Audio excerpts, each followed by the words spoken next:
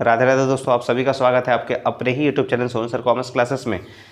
तो आज हम लोग डिस्कस करने वाले हैं 2023 का अकाउंटेंसी का पेपर क्लास 11th के लिए, जो एग्ज़ाम इससे पहले प्रीवियस ईयर क्वेश्चन हम लोग इससे पहले भी डिस्कस कर चुके हैं अकाउंटेंसी का 2019, 2020, 2022 का।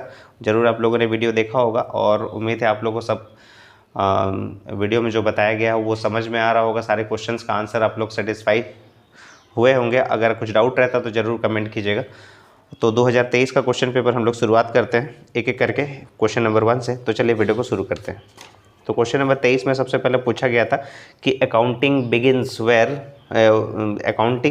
वेयर यानी लेखांकन शुरू होता है जहां पुस्तपालन खत्म होता है, यानी book keeping ends. Accounting begin यानी अकाउंट्स जब शुरू होता है तो बुक कीपिंग जो है वो खत्म होता है, यानी बुक कीपिंग एंड्स होता है। ऑप्शन नंबर 1 सही हो जाएगा क्वेश्चन नंबर 1 का, ठीक है ना। क्वेश्चन नंबर 1 के बाद क्वेश्चन नंबर 2। क्वेश्चन नंबर 2 में आपसे पूछा गया है, क्वेश्चन नंबर 2 में आपसे पूछा गया है कि on March 31, 2022 after sale of goods worth ₹5,000 he has left with the closing stock of ₹8,000 it is an. यानी ये जो क्लोजिंग स्टॉक जो 8,000 बचा है इसके बारे में पूछा जा रहा है कि ये क्या है। तो ये एक इवेंट है। ऑप्शन नंबर 1 हो जाएगा इसका। ट्रांजेक्शन मत चूज़ कीजिएगा, ना ही transaction as well as an event. तो ये आपका एन इवेंट हो जाएगा। ऑप्शन नंबर 1 हो जाएगा, इवेंट है ये, ठीक है ना। कि हिंदी रूपांतरण पढ़ लेते हैं। ऑन 31 मार्च 31 मार्च 2022 को 5,000 रुपये मूल्य के माल का विक्रय किए जाने के बाद उसके पास 8,000 रुपये का अंतिम स्टॉक बचा है। तो ये है एक घटना। ऑप्शन नंबर 1 हो जाएगा क्वेश्चन नंबर 2 का। आगे बढ़ते हैं क्वेश्चन नंबर 3 की ओर। क्वेश्चन नंबर 3 में पूछा गया the person who is to receive cash from business is called creditors. यानी उस व्यक्ति को क्या कहते हैं जिससे व्यापार से रुपया लेना है, ठीक है ना। व्यापार से रुपया लेना है तो यानी कौन है, क्रेडिटर है, क्योंकि वो बिजनेस में पैसा दिया है तो उसको बिजनेस से पैसा लेना है तो उसको क्या बोलेंगे, लेनदार बोलेंगे, यानी क्रेडिटर्स बोलेंगे। और इसी का ठीक ऑपोजिट है, उसको क्या बोलते हैं, देनदार बोलते हैं, डेटर्स बोलते हैं। यानी उस व्यक्ति को क्या कहते हैं जिसको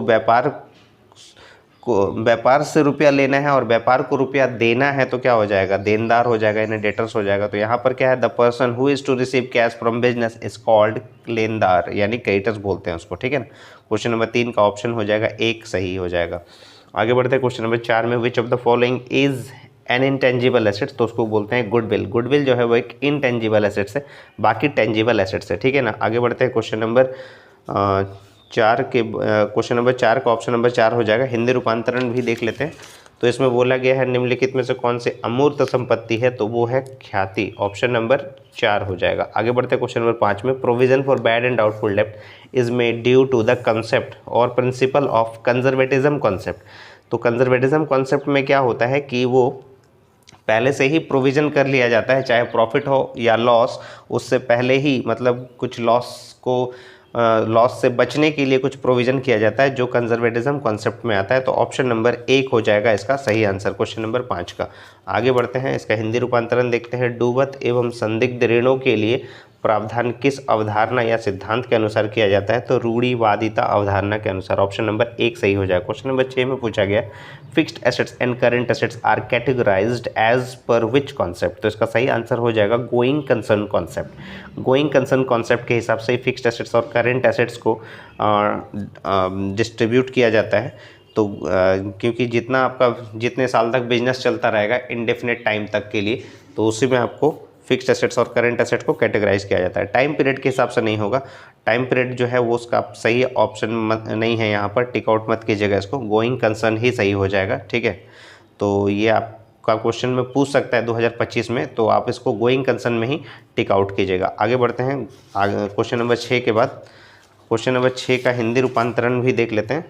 तो किस अवधारणा के अनुसार स्थायी संपत्तियों और चालू संपत्तियों को वर्गीकृत किया जाता है, तो हो जाएगा चालू व्यापार के हिसाब से। ऑप्शन नंबर 2 हो जाएगा। क्वेश्चन नंबर 7 में पूछा गया कि accounting standard brings uniformity in, यानी accounting standard brings uniformity in accounting principles, book of accounts, financial statements, all of these हो जाएगा। ऑप्शन नंबर 4 हो जाएगा क्वेश्चन नंबर 7 का, यानी लेखांकन प्रमाप एक रूपता लाते हैं लेखांकन सिद्धांतों में, लेखा बहियों में, वित्तीय विवरणों में, इनमें से सभी। ऑप्शन नंबर 4 हो जाएगा। क्वेश्चन नंबर 8 में पूछा गया है कि which of the following is not a basis of accounting. Accrual basis तो नाम सुना होगा आपने, कैश बेसिस भी होता है, बोथ भी होता है, यानी दोनों पे होता है, और क्रेडिट बेसिस नहीं होता है। इसमें पूछा गया है not a basis of accounting, तो क्रेडिट बेसिस जो है वो अकाउंटिंग में नहीं होता है। ठीक है, निम्न में से कौन सा लेखांकन का आधार नहीं है? तो वो है उधार आधार, जबकि उपार्जन आधार होता है, रोकड़ आधार, यानी दोनों हो सकता है, लेकिन उधार आधार नहीं होता है, यानी क्रेडिट बेसिस नहीं होता है। क्वेश्चन नंबर 8 का ऑप्शन नंबर 4 सही हो जाएगा। आगे बढ़ते हैं क्वेश्चन नंबर 9 की ओर।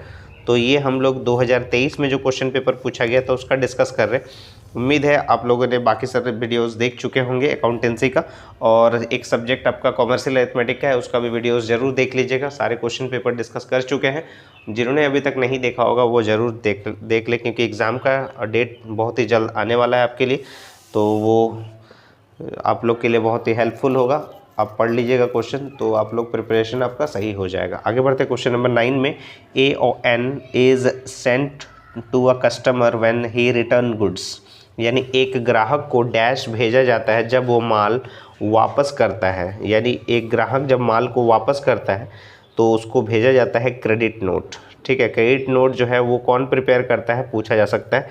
क्रेडिट नोट प्रिपेयर बाय जो है वो एक सेलर करता है, और डेबिट नोट कौन प्रिपेयर करता है? डेबिट नोट प्रिपेयर करता है एक कस्टमर प्रिपेयर करता है। ठीक है ना, तो याद रहेगा आप लोग को, एक ग्राहक को डैश भेजा जाता है जब वो माल वापस करता है, जमा की चिट्ठी यानी क्रेडिट नोट हो जाता है। ठीक है ना, और तो इस तरह का क्वेश्चन में घुमा के पूछ सकता है। Credit note prepared by, credit note कौन प्रिपेयर करता है? सेलर, और डेबिट नोट कौन प्रिपेयर करता है? कस्टमर। ठीक है, ये याद रखिएगा। क्वेश्चन नंबर 9 का ऑप्शन नंबर 2 हो जाएगा। आगे बढ़ते हैं question number 10, goods purchase for cash will, यानी हम लोग सामान खरीदे और उसके बदले में कैश दिए, तो इसमें क्या इफेक्ट होता है? तो ये डिक्रीज इन एसेट्स होता है। ठीक है ना, तो ये ऐसा मत कर दीजिएगा कि have no effect on assets, assets पे कोई इफेक्ट नहीं पड़ेगा। बिल्कुल एसेट्स पे तो इफेक्ट पड़ेगा ही, एसेट्स पे तो इफेक्ट पड़ा ना, आपका कैश कम हो गया आपका। ठीक है ना, गुड्स परचेज किया आपने, सामान खरीदा और उसके बदले में पैसा दे दिया, तो डिक्रीज द एसेट्स हो जाएगा। ऑप्शन नंबर 2 सही हो जाएगा क्वेश्चन नंबर 10 का। आगे बढ़ते हैं क्वेश्चन नंबर 10 का हिंदी रूपांतरण देख लेते हैं। माल नगद में खरीदने से संपत्ति घटेगी, ऑप्शन नंबर 2 हो जाएगा। आगे बढ़ते हैं question number 11, trademark account is a, trademark जो होता है वो एसेट्स होता है, यानी रियल अकाउंट हो जाएगा। ऑप्शन नंबर 2, यानी व्यापारिक चिन्ह खाता होता है, वास्तविक खाता होता है। ऑप्शन नंबर 2 हो जाएगा क्वेश्चन नंबर 11 का। आगे बढ़ते हैं क्वेश्चन नंबर 11 के बाद क्वेश्चन नंबर 12।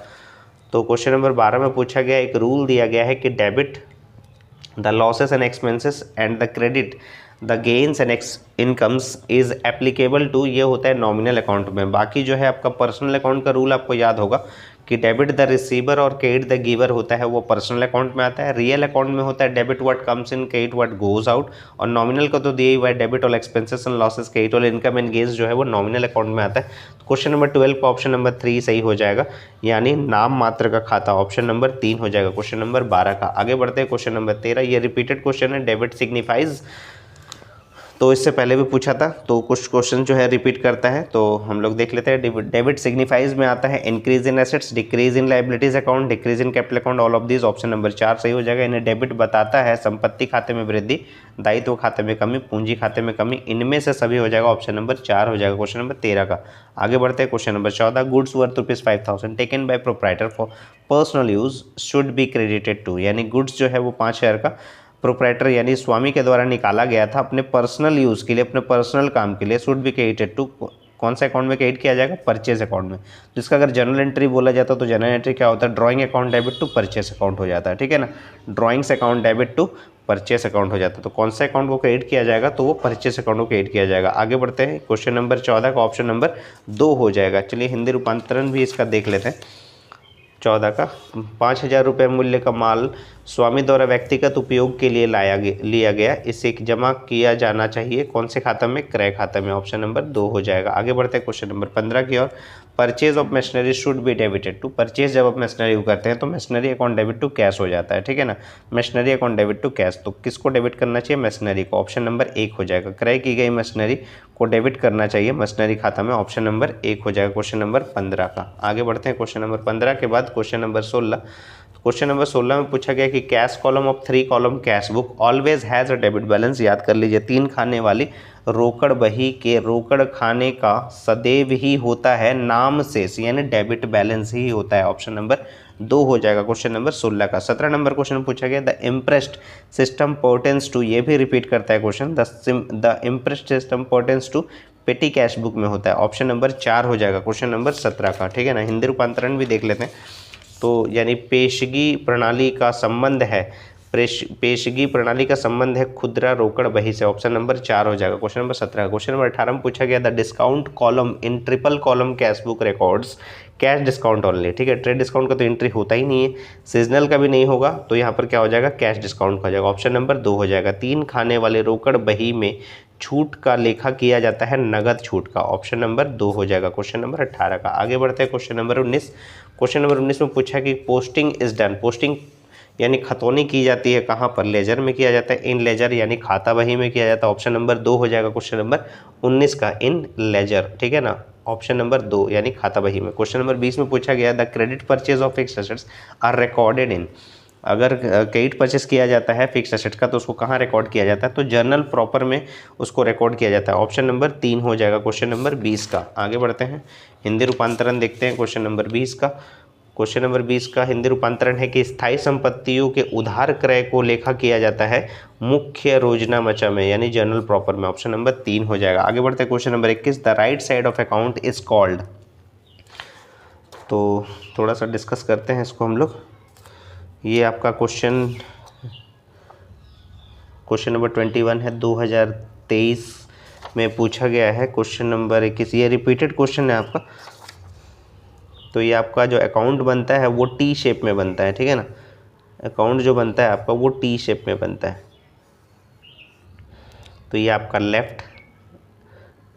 लेफ्ट साइड है और ये आपका राइट साइड है, राइट साइड। तो राइट साइड जो होता है वो क्रेडिट होता है, CR होता है, और जो आपका लेफ़्ट साइड होता है वो DR होता है, ठीक है ना। तो लेफ़्ट साइड अगर पूछेगा तो वो DR हो जाएगा और राइट साइड पूछेगा तो वो CR यानी क्रेडिट हो जाएगा, ठीक है। तो उम्मीद है आपको समझ में आया होगा। Right side of an account is called, तो राइट साइड जो है उसको क्या बोलते हैं, क्रेडिट साइड बोला जाता है। और लेफ्ट साइड अगर पूछता है तो कभी उसको डेबिट साइड बोला जाता है, ठीक है ना।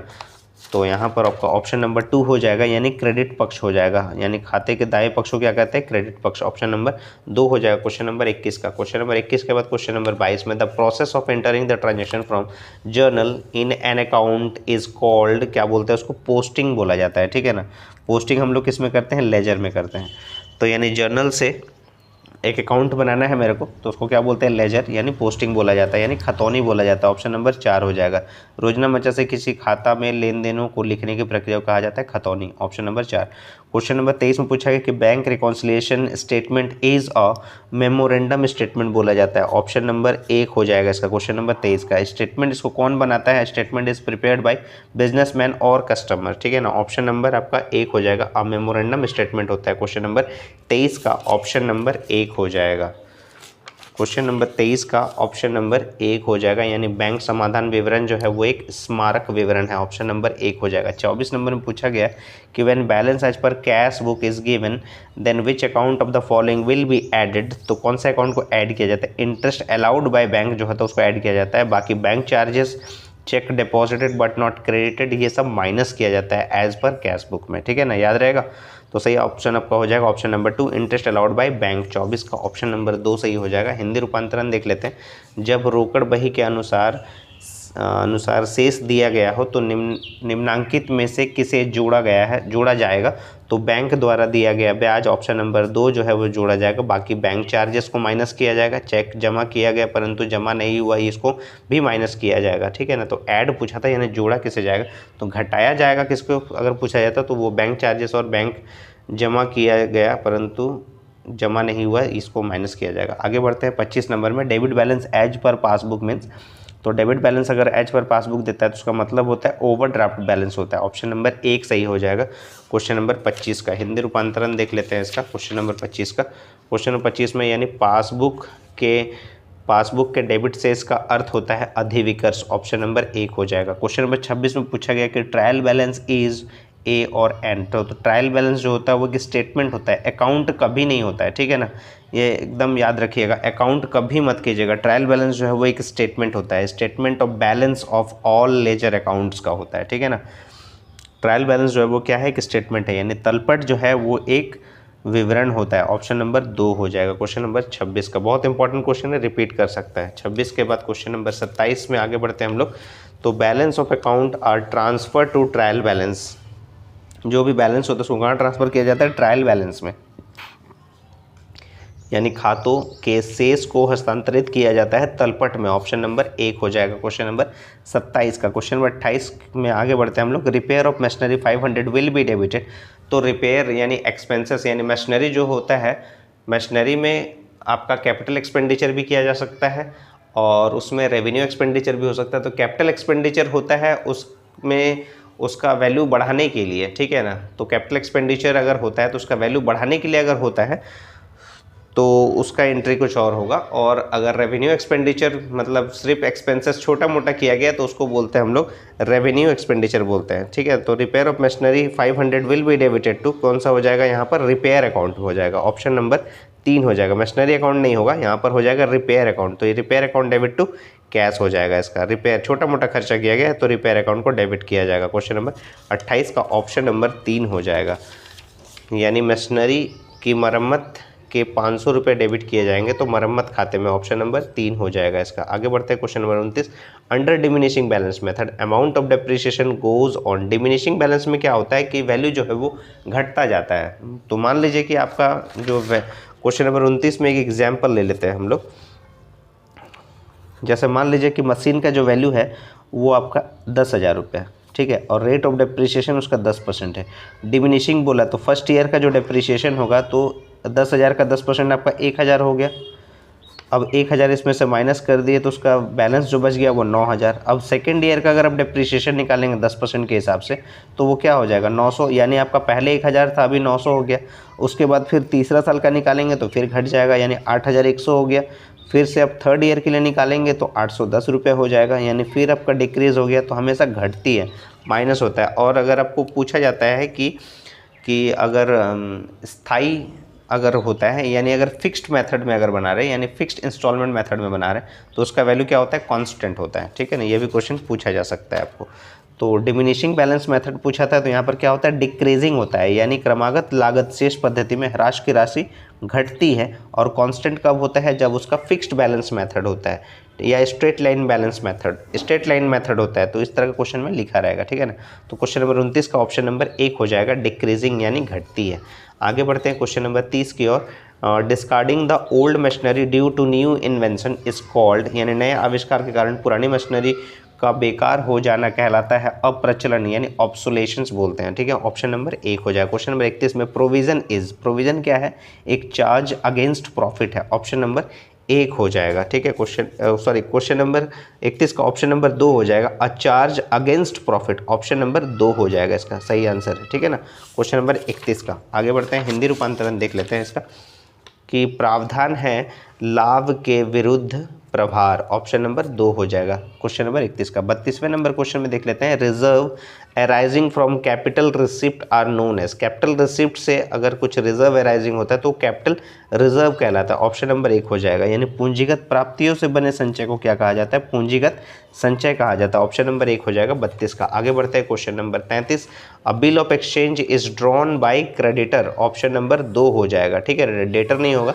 क्रेडिटर हो जाएगा। Bill of exchange is drawn by creditor, यानी विनिमय बिल किसके द्वारा लिखा जाता है, तो ये लेनदार के द्वारा लिखा जाता है। ऑप्शन नंबर 2 हो जाएगा। क्वेश्चन नंबर 34 में हम देख लेते हैं क्या लिखा हुआ है, कि when a bill endorsed is dishonoured the drawer gives credit to, यानी ड्रॉवर किसको क्रेडिट करेगा, एंडोर्सी को क्रेडिट करेगा, ठीक है ना, एंडोर्सी को क्रेडिट करेगा। ऑप्शन नंबर 2 हो जाएगा इसका क्वेश्चन नंबर 34 का। हिंदी रूपांतरण पढ़ लेते हैं क्वेश्चन नंबर 34 का, कि जब पृष्ठांकित बिल अप्रतिष्ठित हो जाता है तो लेखक जमा करता है पृष्ठांकिती खाता को, यानी एंडोसी अकाउंट को। ऑप्शन नंबर 2 हो जाएगा। आगे बढ़ते हैं question number 35, choose the correct chronological order of the ascertainment of the following profits from the profit and loss account.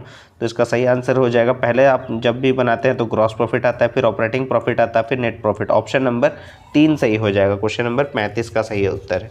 यानी सकल लाभ, फिर प्रचलन लाभ, फिर हो जाता है शुद्ध लाभ, ऑप्शन नंबर 3। क्वेश्चन नंबर 36 में a summary of all assets and liabilities on a particular date is called a balance sheet, ठीक है ना।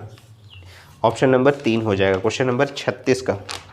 हिंदी रूपांतरण देख लेते हैं इसका कि एक निश्चित तिथि को सभी संपत्तियों और दायित्वों के सारांश को क्या कहते हैं, आर्थिक चिट्ठा। ऑप्शन नंबर 3 हो जाएगा। आगे बढ़ते हैं क्वेश्चन नंबर 37 में outstanding expenses is that which will be paid, जो पेड नहीं किया गया, अभी तक पे करना बाकी है, which will be paid. Option number 3 हो जाएगा। अद्यत्य व्यय वो है जो चुकाया जाएगा, ऑप्शन नंबर 3 हो जाएगा। क्वेश्चन नंबर 37 का ऑप्शन नंबर 3 सही हो जाएगा। क्वेश्चन नंबर 38 में पूछा गया कि gross profit is ascertain by preparing trading account. Trading account जब बनाते हैं तो ग्रॉस प्रॉफिट या ग्रॉस लॉस भी आता है उसमें, और जब आप प्रॉफिट एंड लॉस अकाउंट बनाते हैं तो नेट प्रॉफिट या नेट लॉस आता है, और बैलेंस शीट जो है एक पर्टिकुलर डेट पे बनता है। तो ऑप्शन नंबर 2 सही हो जाएगा, gross profit is ascertained bye preparing trading account. Option number 2 यानी सकल लाभ का निर्धारण डैश बनाकर किया जाता है, व्यापारिक खाता बनाकर किया जाता है, ऑप्शन नंबर 2 हो जाएगा। क्वेश्चन नंबर 39 में which of the following is accounting software. तो अकाउंटिंग सॉफ्टवेयर जो है वो क्या है, पेरोल अकाउंटिंग है, ऑप्शन नंबर 2 हो जाएगा क्वेश्चन नंबर 39 का। आगे बढ़ते हैं, निम्न में से कौन लेखांकन सॉफ्टवेयर है, तो वो वेतन लेखांकन, ऑप्शन नंबर 2 हो जाएगा। और लास्ट क्वेश्चन है question number 40, which of the following is not the advantages of DBMS. वो सिक्योरिटी देता है, कंप्लीटनेस देता है, इंडिपेंडेंस देता है, लेकिन ये कॉस्टली है, ऑप्शन नंबर 3 हो जाएगा सही, यानी महंगा है, ठीक है ना। 40 का 40 क्वेश्चन हम लोग डिस्कस कर लिए, तो उम्मीद है आपको सारे क्वेश्चंस का आंसर जो है वह समझ में आया होगा। अगर कुछ डाउट रहता तो ज़रूर कमेंट कीजिएगा। तो अभी तक हम लोग 2019 का क्वेश्चन पेपर सॉल्व कर चुके हैं अकाउंटेंसी का, 20 का, 22 का, 23 का आज आपको सॉल्व करके बता दिए। उम्मीद है आप लोग प्रैक्टिस करना शुरू कर दिए होंगे, और अकाउंटेंसी का पेपर जो है वो कुछ क्वेश्चन आप बिल्कुल याद कर लीजिएगा, क्योंकि ये क्वेश्चन रिपीट भी करता है। 2025 में आपका एग्ज़ाम यानी हो सकता है कि अप्रैल में भी हो सकता है एग्ज़ाम, क्योंकि अभी तक तो फॉर्म फिलअप का डेट जो है एक्सटेंड हो गया है, तो इस वजह से 19 मार्च तक शायद फॉर्म फिलअप का डेट है, उसके बाद यानी अप्रैल में ही एग्ज़ाम होने का चांसेस है। तो तब तक आपको बहुत ज़्यादा टाइम मिल जाएगा, आप प्रैक्टिस कर लीजिए तब तक। और कॉमर्शियल अरिथमेटिक का भी पेपर का सारा क्वेश्चन पेपर सॉल्व करके बता दिए हैं, उसको भी जरूर चेक कर लीजिएगा सोन सर कॉमर्स क्लासेस में जाकर, एक अलग से प्लेलिस्ट बना हुआ है। तो अगर आपको वीडियो पसंद आ रहा है तो ज़्यादा से ज़्यादा वीडियो को शेयर कीजिएगा अपने दोस्तों में, और अगर अपने चैनल को अभी तक सब्सक्राइब नहीं किया तो चैनल को जरूर सब्सक्राइब कर लें, और मेंबरशिप भी आप ले सकते हैं, ज्वाइन कर लीजिएगा सोन सर कॉमर्स क्लासेस को। उम्मीद है आपको सारे वीडियो पसंद आ रहे होंगे, तब तक के लिए राधे राधे दोस्तों।